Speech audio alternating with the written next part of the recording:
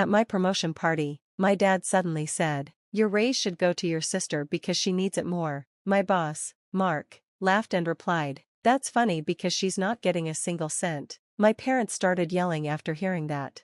The night was supposed to be one of the best of my life. I had worked so hard for years, putting in extra hours, taking on tough projects, and dealing with all kinds of work drama. It finally paid off. I got the promotion I dreamed of. With a raise big enough to change my life, I could finally move out of my tiny apartment, save for a house, and maybe even go on a real vacation.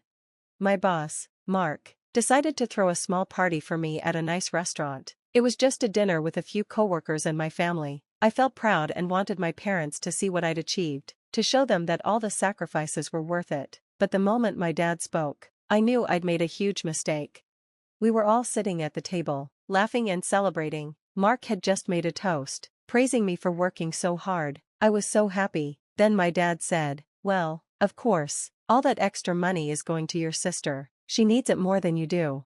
The table went silent. I couldn't believe what I was hearing. I looked at him, hoping he was joking, but he was dead serious. I tried to laugh it off and said, "What?" But he just sighed like I was being unreasonable. "Your sister's struggling. She's got kids and bills. She needs that money. You don't."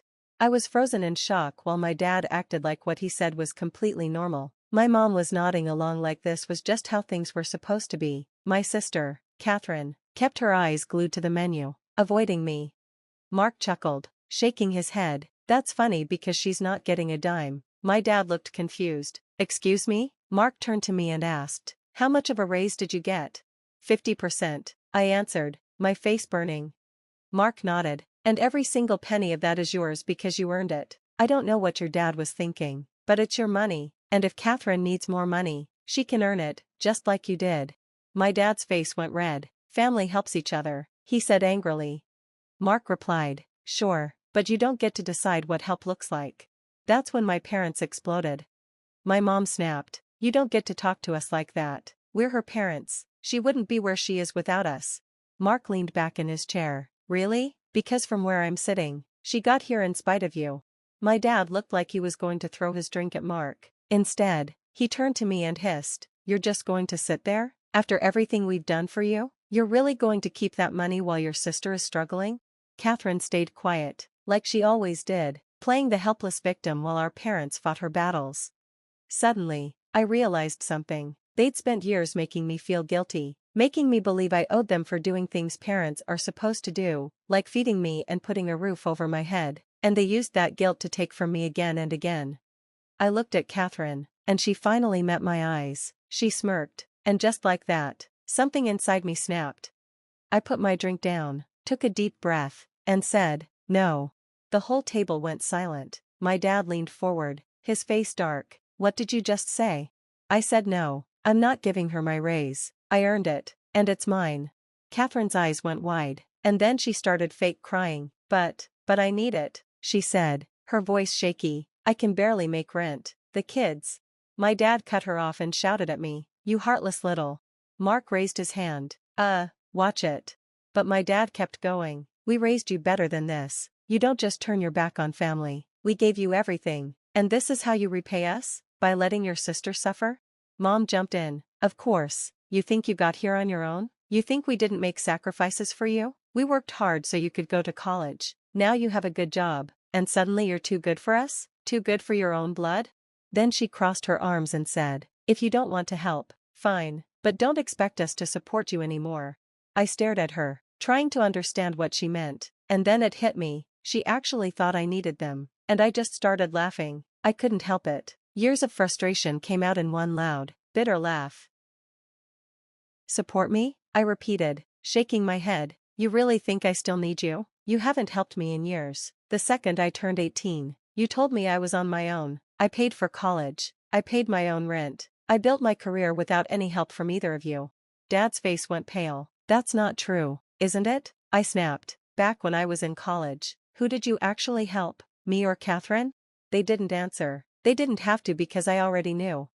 Catherine, who had dropped out of college, moved through 3 different apartments, and wasted all the money they gave her because she knew they'd always bail her out. And me, the one who worked 2 jobs while taking full-time classes, lived on cheap ramen just to afford textbooks, and barely scraped by while they threw money at her every time she messed up.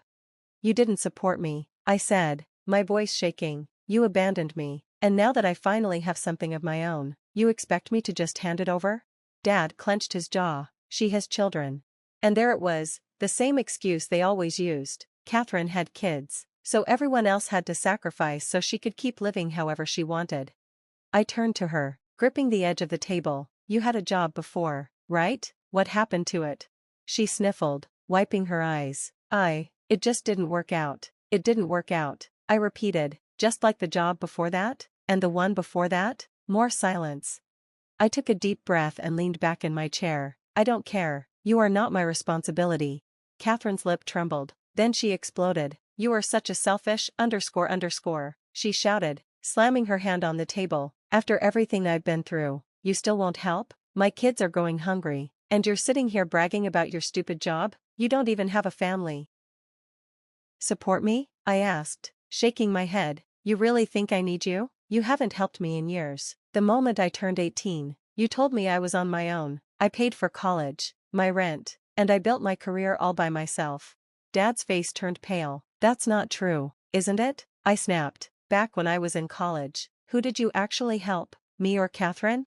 They didn't answer, but I already knew. Catherine dropped out of college, blew through money, and messed up her life knowing they'd always bail her out. Meanwhile, I worked 2 jobs while studying, living off cheap ramen just to afford textbooks. I struggled while they kept rescuing her every time. You didn't support me, I said, my voice shaking. You abandoned me, and now that I finally have something of my own, you expect me to just hand it over? Dad clenched his jaw. She has children. There it was, the same excuse they always used. Because Catherine had kids, everyone else had to give up what they earned to support her. I looked at her, my hands gripping the table. You had a job before, right? What happened to it? She sniffled and wiped her eyes. It just didn't work out, just like the job before that, and the one before that, I said. More silence.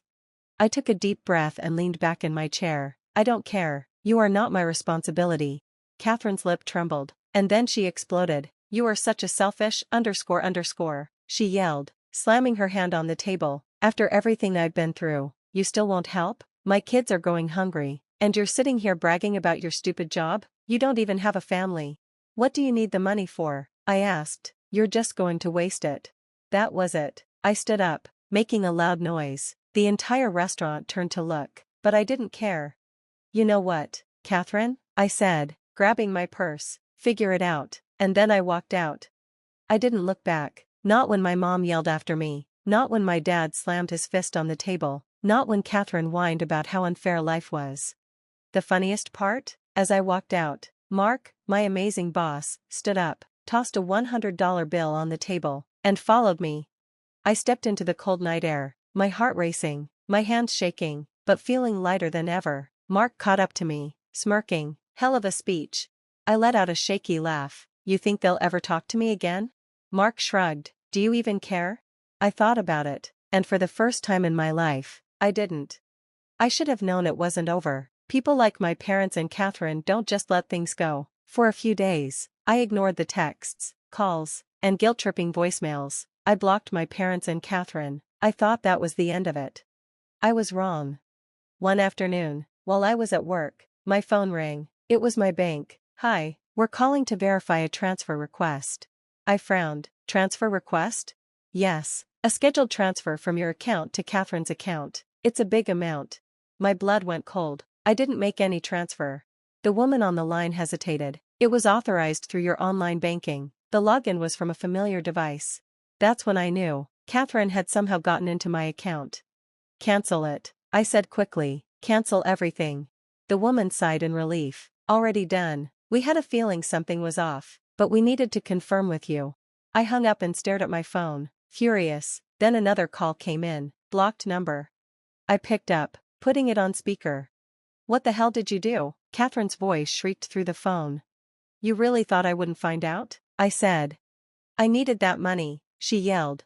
My money? The one you tried to steal? I didn't steal it, she snapped. I was just borrowing it. I was going to pay you back. Really? I said. With what job? Silence. Then she started crying again. You don't understand. I have bills, the kids. I hung up, and then I called the police. I thought that would be the end. I pressed charges. It wasn't a huge amount, she only tried to schedule the transfer, not actually send it, but it was enough for the cops to take seriously. I expected the angry calls, fake apologies, and speeches about how it was all just a mistake, but what happened next shocked me. Because Catherine wasn't working alone. 2 days later, I got an email from my bank. A second attempt had been made. This time, it wasn't just a transfer request, it was a direct withdrawal attempt, in person, by my mother. She had gone into my bank, using whatever personal information she still had about me, and tried to empty my account. She told them I had authorized it, that I was sick and needed her to take care of things for me. But the bank flagged it because of Catherine's first attempt. They put extra security on my account. Mom had no idea and got caught red-handed. I called the bank right away, and as I was on the phone, a text from Dad popped up. Dad, you went too far. You should have just given Catherine the money. Now look what you did. You forced our hand. You forced our hand. That was the moment I knew they were never really my family. I forwarded everything to the cops.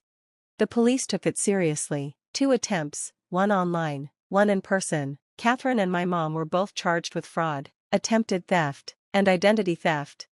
When they were arrested, my dad lost it. He showed up at my apartment, banging on the door, screaming about how I was destroying the family, how I was sending my own mother to jail. I stood behind the locked door, my heart pounding. You did this to yourself, I said, and then I called the cops again. Even after all that, my dad wouldn't let it go. Catherine got probation, my mom went to jail.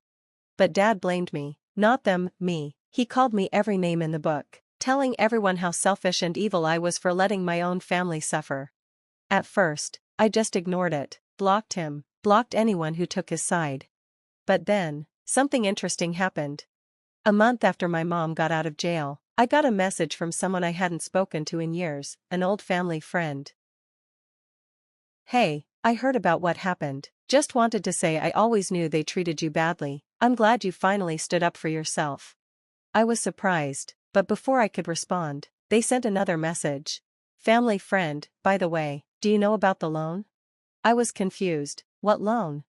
Turns out, my parents were drowning in debt. All those years of giving Catherine money, bailing her out, and helping her live comfortably while I struggled, they weren't just spending their own money, they had taken out a huge $50,000 loan in my name.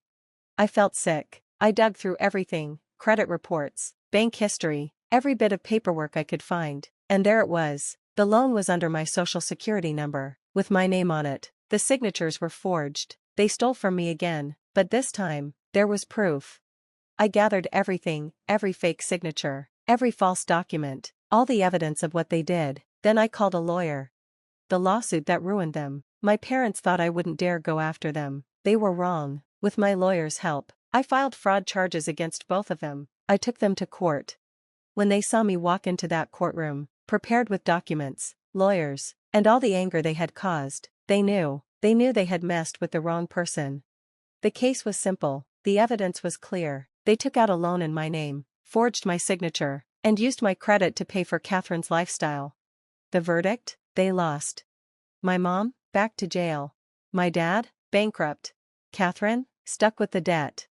That money they took for her? She was responsible for paying it back. She lost her car, her apartment, and ended up living with her loser boyfriend's family just to survive. And me? I got everything back. The last time I saw my dad, he was outside the courtroom, staring at me like I was the villain. You destroyed this family, he said angrily. I just smiled. No, I finally stood up to the people who tried to destroy me, and then I walked away. I moved out of state, got a better job, bought a house, and cut them off completely. For the first time in my life, I was truly free.